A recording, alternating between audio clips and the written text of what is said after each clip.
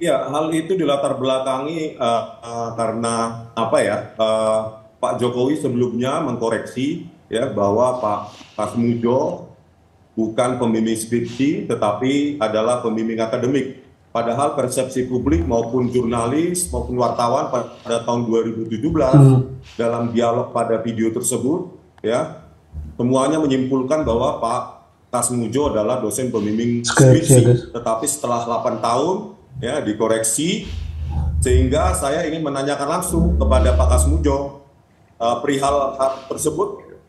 Oleh karena itu, ya secara tidak disangka, saya bisa menemui secara mungkin 1 atau 2 menit ya, dan mengajukan pertanyaan 2 poin penting. Pak Kasmujo bukan dosen pembimbing akademik maupun dosen pembimbing skripsi.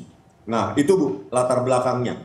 Dan hal lain ya yang melatar belakang ini adalah bukti yang disajikan oleh Dirtipidum sendiri ketika menayangkan ya bukti-bukti secara elektronik saja, bukan bukti analog di depan mejanya. Di situ kan kita dapati bahwa ya Pak Joko Widodo ya dari bukti yang ditampilkan mulai dari awal itu terregistrasi dengan tingkat studi SM atau sarjana muda. Hmm. Begitu juga dengan apa Sarjana muda namanya guys. registrasi atau registrasi ulang tahun akademik 1981-1982 itu juga dilingkari atau dibulati 3 kali itu sarjana muda program atau tingkat studi yang diambil. Jadi dari dasar tersebut ya kalau terdaftar sejak awal sarjana muda maka tidak mungkin menulis skripsi, maka tidak ada pembimbing skripsi, maka tidak ada KKN dan tidak ada ijazah sarjana kehutanan. Karena kalau sarjana muda hanya mendapatkan gelar BSc. Hmm. Dan kita lihat juga dari daftar nilainya, ya transkrip nilainya itu hanya 122 Hmm. SKS. 88 SKS mata kuliah wajib, 34 mata kuliah pilihan. Begitu, Mbak. Ya, pertama saya sendiri tidak mengikuti langsung ya apa yang dilakukan Pak Rismon terkait apa tadi video yang ditayangkan. Tapi kalau saya lihat ya menurut saya juga tidak bisa diuji keabsahannya keterangan orang yang sedang sakit, apalagi keterangan dari istri itu bersifat sekunder ya. Jadi keterangan-keterangan yang di luar persidangan itu tidak memiliki nilai karena tidak dibawa sumpah dan apa namanya itu semua tidak akan menjadi pengaruh dalam proses penyidikan. Tapi yang kedua satu lagi saya menjadi agak bingung juga nih ya karena pertama kan kita mempersoalkan terkait kepalsuan ijazah. Nah sekarang kok seolah-olah menjadi seperti auditor dikti nih melihat persyaratan perkuliahan seseorang ya sampai ada ke desa KKN dan segala macam. Tapi saya berpikir positif aja lah itu untuk kepentingan pembelaan mungkin nanti di sidang gitu ya. Kalau di sisi lain silakan saja ya nanti apa temuannya bawa saja ke sidang biar nanti hakim akan mendengar kedua belah pihak ya dari apa yang disajikan oleh jaksa termasuk dari pihak kami termasuk juga nanti apa yang diperoleh dari teman-teman. Tapi menurut saya adalah saya tidak mau ikut gendang ini karena tidak akan pernah selesai, Mbak ya. Karena kita justru tadi juga sudah kita konversi, kita ingin ini tuntaskan. Ya dan kalau memang ada hal-hal yang dianggap ini minor dan ingin menjadi satu argumentasi pembelaan, monggo dibawa saja ke sidang nanti biar hakim yang menilai. Tapi menurut saya ini harus ada kepastian, ya tidak bisa juga ini terus berlarut, semakin gaduh. Dan menurut saya kita harus selesaikan secara hukum. Demikian kali, Mbak. Iya, apa yang disimpulkan oleh Dirtipidum adalah ya atau Barreskrim itu kan hanya uji keidentikan. Lalu saya bilang bahwa uji keidentikan itu tidak menjawab keaslian. Hmm. Bahkan usia kertas, usia tinta, jenis tinta juga tidak terjawab di situ, tidak dikunci. Bagaimana kita bisa menguji sebuah objek ya identik dengan objek referensi, tetapi objek referensinya juga tidak diuji keidentikannya. Usia kertas apakah benar tahun 1980-an, terutama apa yang kita tekankan seringkali adalah lembar pengesahan skripsi yang sangat modern, yang tidak ada teknologinya tahun 1985 itu juga hanya dijelaskan oleh Dirtipidum dengan indera perasa, peraba, dirasakan, diraba, ada cekungan, maka disimpulkan itu produk dari hand press atau letter press.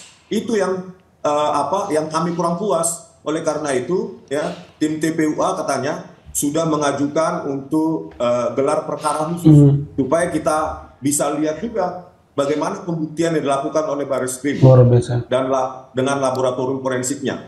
Jadi dari bukti-bukti yang disajikan oleh Dirtipidum juga ya, bisa kita lihat pada suatu saat ditampilkan 6 dokumen, bagaimana hanya 2 dokumen yang seperti terdegradasi secara kimia atau teroksidasi dalam waktu 40 tahun, tetapi 4 dokumen lainnya itu masih putih. Bagaimana logikanya menjelaskan itu? Begitu, Mbak. Baik. Ya, kalau kami sendiri sih sebenarnya justru melihat ya sesuai dengan Undang-Undang Sisdiknas ya maupun putusan-putusan MK yang telah banyak kita ikuti, untuk menguji keaslian sebuah ijazah itu sebenarnya cukup keterangan instansi penerbit ya. Bahkan di berbagai sengketa pilkada ya, bupati-bupati yang tidak memiliki ijazah atau ijazah yang dipersoalkan itu bisa digantikan dengan surat keterangan lulus dari kampus yang bersangkutan. Dalam kasus ini sebenarnya sudah jelas sekali ya, UGM sudah memberikan klarifikasi ya, tapi Baris Krim ternyata masih mengikuti, mencoba memberikan upaya-upaya ekstra untuk membawanya ke lapor. Kami masih hormati juga, ya silakan saja ya. Lalu sekarang sudah keluar hasilnya lapor menyatakan identik ya, dan dari penyelidikan ini kesimpulannya, lagi-lagi ini bukan hanya berdiri dari satu lapor ya, ada keterangan saksi, ada bukti surat-surat yaitu administrasi pemerintahan Pak Jokowi, dan disimpulkan bahwa memang Pak Jokowi kuliah di sana, mendapat ijazah secara sah, ya sudah selesai. Bahwa teman-teman ingin memberikan perlakuan pembelaan atau mencari-cari lagi celah lah untuk bisa membela diri, ya itu sah-sah saja. Tapi menurut saya, ya kita selesaikan saja di pengadilan agar semuanya terang benderang, masyarakat bisa menyaksikan di forum yang tepat ya, kayak seperti hari ini seolah-olah ada informasi dari Pak Kasmujo tidak akan bernilai juga kalau tidak didengar di persidangan ya. Jadi menurut saya sih sudah enough is enough ya. Sekarang kita masuki ke tahapan yang baru, dan lagi-lagi satu yang saya komentari, hukum itu tidak memberi kepuasan tapi memberikan kepastian. Ya, itu teman-teman belum selesai perlawanan daripada Bung Rismon ya teman-teman, terhadap analisanya yang dia yakini bahwa ada kejanggalan dalam skripsi maupun sarjana yang diraih oleh Pak Jokowi ya, gitu ya kurang lebih saya tangkap ya. Tapi kita akan simak beberapa pendapat netizen ya untuk menggambarkan apakah sebenarnya lebih banyak yang kontra atau pro terhadap isu ini ya. Kita akan baca beberapa komentar ya teman-teman ya. Hukum boleh kalah, tapi kejujuran dari rakyat sudah jelas terang benderang. Mana yang berbohong, lanjutkan pembela kebenaran. Totalitas banget Bang Rismon dalam mencari data dan fakta, salut. Dari Taipei, Taiwan mendukung Bang Rismon Sianipar. Memang aneh, negeri Konoha ada orang melakukan hal yang benar dibelok-belokkan. Artinya, dan mau dipenjarakan. Dasar negeri dongeng yang kolot. Bravo, Bang Rismon Sianipar. Bapak, anak, dan mantu semua bikin kisruh NKRI. Ibarat pepatah, serapat apapun kebohongan ditutupi dengan kebohongan lain. Pasti kejujuran dan orang kesatria akan membongkarnya. Terima kasih Pak Kasmujo dan orang-orang baik. Selamat berjuang terus Dr. Rismon dan kawan-kawan. Semoga kejujuran dan fakta mengungkap dusta. Pak Kasmujo sudah bicara langsung. Semoga kebenaran bisa menjadi tonggak keadilan. Gara-gara sering bohong itulah resikonya. Seumpama benar pun tetap nggak dipercaya, apalagi bohong. Hikmah dari semua ini adalah jangan sering bohong. Sepakat ya. Yang bikin gaduh ya Jokowi, omongan mencela-mencele. Rismon semangat terus mas, banyak yang menanti kebenaran ijazah ini, rakyat berharap. Selamat berjuang para pejuang kebenaran, pantang mundur demi kebenaran, kejujuran, keadilan. Itu beberapa komentar netizen teman-teman. Sepertinya sejauh ini yang di medsos yang kita simak barusan banyak dukungan kepada Bung Rismon ya teman-temannya terhadap isu ijazah Pak Jokowi ini. Saya sepakat ya, ini harus dipastikan di pengadilan ya, agar ada kepastian hukum dan tidak berlarut-larut ya teman-teman. Nanti jadi apapun keputusannya itu yang kita pegang ya teman-teman.